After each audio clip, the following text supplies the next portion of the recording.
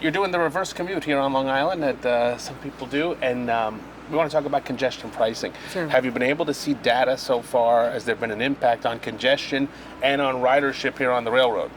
Ridership is up, and also ridership on the buses in the city are up, which the express buses, which is good. But it is far too early to draw conclusions. I mean, that is a very unscientific sampling, and we're hearing a lot of anecdotal evidence, but I really don't want to talk about the results yet because we need much more data collection. This was a holiday week, week after holidays, we had some snow, so I just want to make sure that we're getting the true picture of what the impact is, and so we're not there yet. What do you think the impact will be specifically for Long Islanders? Well, right now, the vast majority of Long Islanders who work in the central business district in Manhattan already know the best way to get into the city. If you're a Suffolk County resident, 75% of you already take this train. Nassau County, it's already 80%. So what we're doing is listening to the needs of the vast majority of people who've already discovered that this is the most efficient, fastest, most reliable way to get to the city, and investing in it.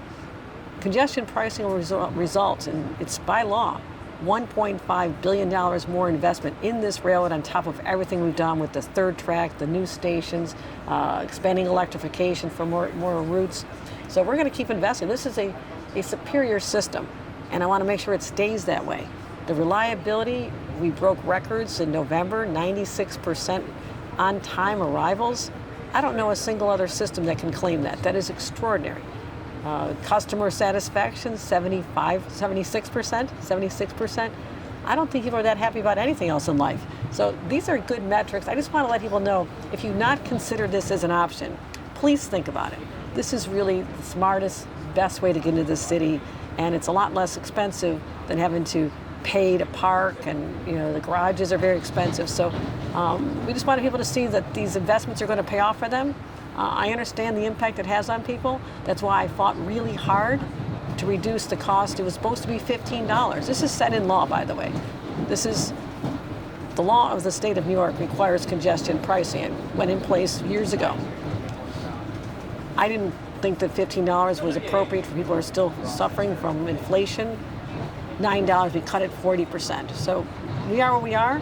But I'm just asking everybody to be open-minded about this. What do you say to Long Islanders, and you've heard from them, who feel like they're getting nickel and dimed every which way, and they look at this and they say, I don't go into the city all that often, but this feels like it's a tax on me. It's a fee that's directly positioned on me to help New York City, to help an MTA system maybe I don't even use. Again, people have options, right? I mean, if we didn't have this system and this was the only way to do it, it would be unfair to them. But they also have a system that is the lifeline of this whole region. Without this, New York City, the metropolitan area, Long Island would not be the vibrant places that are growing, that people are coming to. I mean, this is an explosive area where there's 53,000 more jobs on Long Island just since I became governor. So people want to be here, but they also have to be able to get around.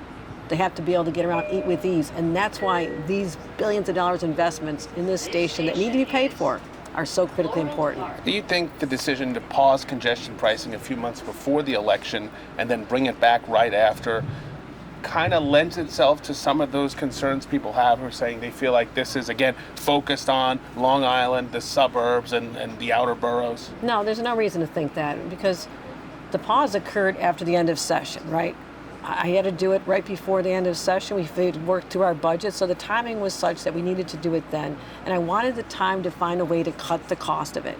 Otherwise, it would have gone into effect at $15. I said, that's too much. So I took that time. I had to do an enormous amount of work, a lot of litigation. I had to work with the Federal Highway Administration, Federal Department of Transportation. I had to do a lot of work to get the agreements to cut that cost by 40%. But the election had to play a role. I don't see how you say it would. It was supposed to go into effect in June. I didn't choose the year that this is supposed to be implemented, right? I mean, that's just... Before you were governor. Before I was governor, it's put in place. It goes into effect this year. I didn't choose the year. I just have to deal with the situation I've been handed, and to make sure I could do the best I could and reduce the cost of it, but also make sure that we have the money to make sure that this system continues and gets even better. And I encourage everybody to take a look at this. I've taken this before. It is extraordinary. Last question I want to ask you is about safety on the railroad and on the subway, where we know there have been significant, really scary issues at play. How do you reassure, say, Long Islanders that you can come in, you take the LIRR into the city, hop on a subway, and get to your destination safely? I just came through Grand Central Madison, which, by the way, if you've not seen it, it is a showcase. It is something that is so visibly beautiful and attractive. It's full of light and energy, and people are walking through there. They're seeing National Guard members that I put in there. They're seeing MTA police standing there. They're seeing NYPD. There has been a huge infusion of law enforcement into the subways, but one thing that I did that I'm really proud because it's working, I committed that every single subway train would have a camera in it, every single one. So if someone commits a crime, they will be caught, and that's exactly why we're catching so many of the perpetrators. Eventually, it's going to become a deterrent. If you're going to do something, it's a deterrent. So those high-profile, scary cases, they're real. They hit you right here. But a lot of it has to do with mental health. And I'm also putting in my budget and my State of the State next week, changing the state laws. So the support teams that we have can have people who are dealing with a severe mental health crisis, not able to take care of themselves, removed to go to a hospital, get compassionate care, and not be cycled out the next day the way they are. They don't deserve that, nor do the riders who have this sense of anxiety when they see someone who they're not sure if they're going to hurt them or not. No one deserves that. So I have to change the law. I need the legislature on my side to do this. I encourage them to follow our lead. The mayor wants this as well. And that's how we can deal with one other element of it. Telling everybody that overall crime on the subway is down. Third lowest year since the 1970s, that means nothing to anybody when you have that sense of anxiety getting on the trains. I don't want them to have that fear. All right, Governor, thanks so much. All right, take care. Good to see you. Thank you.